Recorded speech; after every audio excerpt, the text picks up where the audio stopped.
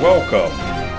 This is Southwest Today with your hosts, Lauren Foster and Louis Castro. Good evening, I'm Louis Castro. And I'm Lauren Foster. Thank you for joining us for Southwest Today. Parents everywhere would agree one of their greatest joys is to see their child smile while working hard. This week, all the children and youth have been working hard, running from place to place, endeavoring to work in groups to attain a similar goal. Tonight will not be an exception. We ask kids, youth, and adults alike to come to the gymnasium and continue to work hard at the sports tonight. Now we will go to ministry highlights. We're here with Miss Rose Carr, Director of Women's Ministries for Southwest Region Conference. Thank you for being with us, Ms. Parr. So, I have a question. How's women's ministry moving? We are on the move with our prayer conferences. We're on the move with cruises. We're on the move with our retreats. Our ladies are excited about the opportunity of being in the women's ministry and participating through women's ministry at the Southwest Region Conference. Oh, speaking of the retreat, I heard registration's open. Registration is open. We're not sure of the date yet. We have an October-November date, but we just solidified that it's going to be in November, and we're doing it in Albuquerque, New Mexico. Wow. So what can the women expect? They are going to do a ride to Santa Fe on a train. They are also going to ride up 17,000 feet on a tram into the mountains, the snow-capped mountains, and there'll be many, many other things that they'll be doing, as well as being revitalized, spiritually. So is there anything else you want to tell the women viewers? I do. I want to say to you all, we need you there. You're always welcome to the Southwest Region Conference of Seventh-day Adventist Women's Ministry, and we're excited about it. So come on and see what it is that we see. Okay. Well, this is Louis Castro for Southwest Today. And now, here are Peggy and Bruce James with the health tip of today. Health tip for today. We do a lot of traveling, and in doing so, we tend to eat a lot of snacks, unhealthy snacks, and then we tend to eat a lot of those snacks. So can you share with the people what they could do to eat healthy snacks or eat healthy? Yes, we want to remind you to always look at the labels on everything that you eat. Everything has a label on it, and it will say serving size 1 or 2 servings or 3. And so what we want to do is make you conscious of those serving sizes. When you stop at a station, make sure that you're only eating 1 serving or 2, and be aware of that you're only eating 1 or 2 servings. You can always bag it up and take it home in a little baggie if you need to. I'm Bruce. I'm Peggy with Southwest Today. Now we will go behind the music of our camp. All who have attended any service at this camp meeting have heard the music led by various people. The music ministry is moving forward, and all with it, including the director of music for this camp, Oliver Moore. My name is Oliver Moore. I'm a member of the Grace Temple Seventh-day Adventist Church in Fort Worth. I have been doing music here at the campground for over 20 years. My vision for Lone Star Camp is one summer. We want to have every choir represented for a mass choir here at camp meeting, because when praises go up, blessings come down. That's my vision for music here in Southwest. Music is a universal language of the world. Therefore, through our singing, we give God praise and glory. That's my vision. I remember my song in the night in Psalms, which tells us that through music, we remember God's blessings. So, I remember my song in the night. Let everything that has breath praise the Lord.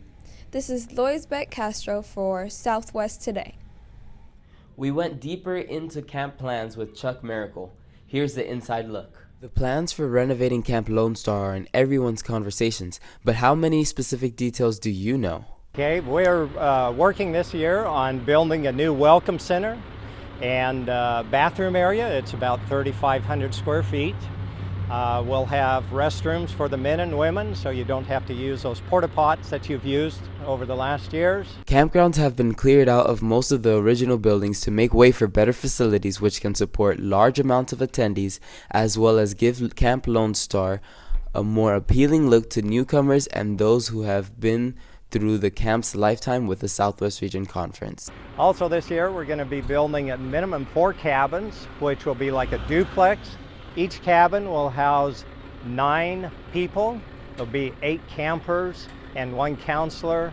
There'll be 2 showers, 2 restroom stalls, 4 sinks, and a small kitchen area, a kitchenette area, so you can have a family come in and rent the cabin and have family camps as well. Our phase 2, which we hope is in 2 years, will include a conference center, which will have an auditorium that will house, be able to seat at least 3,500 to 4,000 people. Also a kitchen area, dining area that will overlook the lake, and they would like to also have from 60 to 80 rooms. So we have a self-contained conference center so we can have meetings on the other side of the lake, which would be over by the horse corrals on that part of the land, and then also be able to have summer camp and youth camps over at the gym and everything else. We'll also have, on that side of the lake, we'll have some senior housing, which will be duplexes, which will have 2 bedrooms in them, a nice little living area, and a kitchenette area as well, with decks overlooking the lake. These details should serve as a motivation for all attendees to donate time, prayer, and financial aid so that these projects can be made a reality.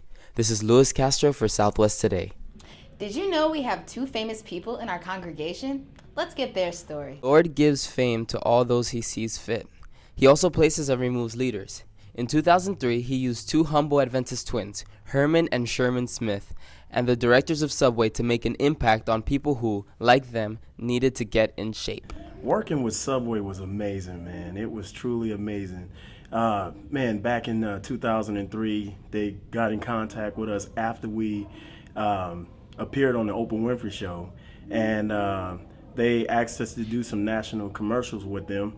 And of course, you know, we were excited about it, and we went ahead and did one commercial with them. That commercial was the #1 commercial in 2003, and then it received overall reviews at the end of the year as the #2 commercial overall for the year of 2003, which led to 2 other national commercials working with Subway. But the most important thing is we traveled all over the country with them, sharing with people about what we did to lose weight, eating Subway sandwiches and exercise.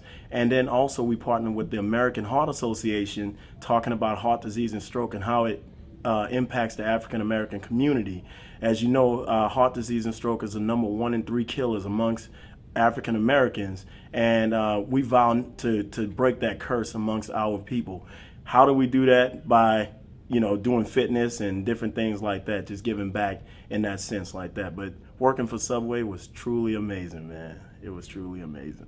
Some years after their touring with Subway, though, the twins slipped up on their diets and exercise and gained most of the weight they lost with Subway. They decided to work on their weight again, this time founding Enlighten Up Ministries to work along with their community toward getting fit. And we're excited. We're just so excited about the fact that God has given us the idea, but he didn't just give us the idea, but the Bible tells us whom God calls, he equips. And we are seeing that thing manifest in our lives. We're equipped to do what we're doing in the community to make an impact. And this impact doesn't just happen in New Orleans. Enlighten Up is to go to the nations. Our plan is to say enlighten up New Orleans, enlighten up Baton Rouge, enlighten up Dallas, Texas, enlighten up New Mexico, enlighten up Oklahoma, all over the nation. That is what we're doing. We're bringing to the nation, listen, you can get rid of that self-reserved, self-inflicted mentality that what you desire is just a figment of your imagination. No, it's a reality that has yet to manifest. But if you will work the principles that are necessary to bring about that success, it won't be long before you'll find that what you have been imagining, what you've desired, the goals that you have set, they are now your reality in the physical. And that's our goal. That's what we're doing in the community. And we believe that the community is embracing it. 100 people in the one fitness class. There's 80 kids that's in that Jefferson Parish Sheriff's Department class. The churches in Baton Rouge, you know, we've got 5, 10, 15 people. And Herman's telling me, I'm sorry I'm not there at the campground. This weekend I had some other things that we needed to take care of here in the city. But man, Herman was telling me that you all are having a great time there at the campgrounds, and people are coming out to the fitness class. Man, we know that people desire this, and we're just so grateful that God has given us the know-how, and He's given us the ability to be that example to those who are coming.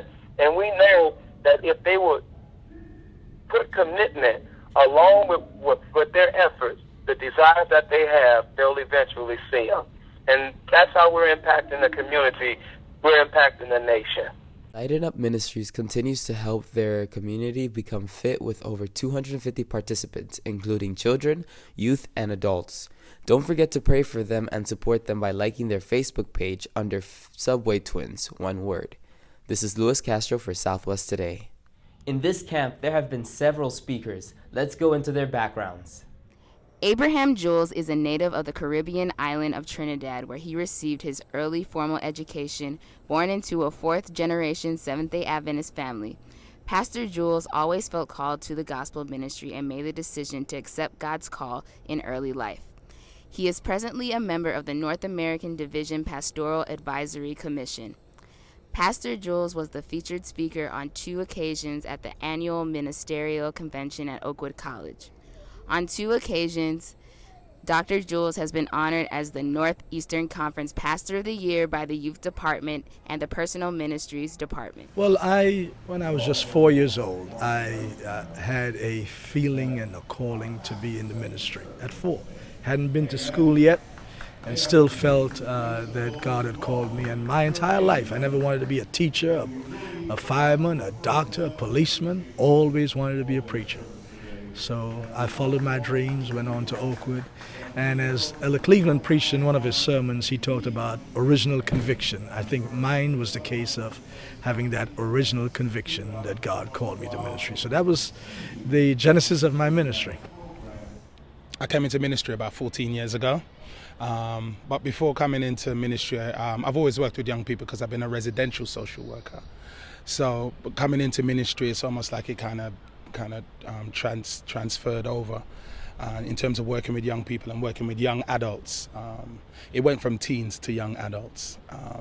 And so really God just used all the skills that I'd had before, and He just made me use it in terms of ministry and just winning people into the kingdom. Plus, I've always grown up in London, so I've loved London as a city. And so working in urban ministry is almost just like it's been a good ministerial marriage for me. I'm working at the moment in North London at a church called the New Life Centre. And in terms of urban ministry, we run a youth club at our church for the community. We run social education programs for the young people who come into our church. And because we've just gone into this new building for the past 3 years, I've been in there since last year, what we're doing is we're beginning to open up lots of other different programs so that we can transfer what we do out to the wider community. So ministry is good. I'm really enjoying it. I'm enjoying working at a local church. Having been in the conference for 4 years working with teens, it's been good to be back in the local church where ministry kind of really works for me. So, yeah, that's me. Thank you for watching Southwest Today. I'm Lois Castro. And I'm Lauren Foster. Good night, and thank you for your time.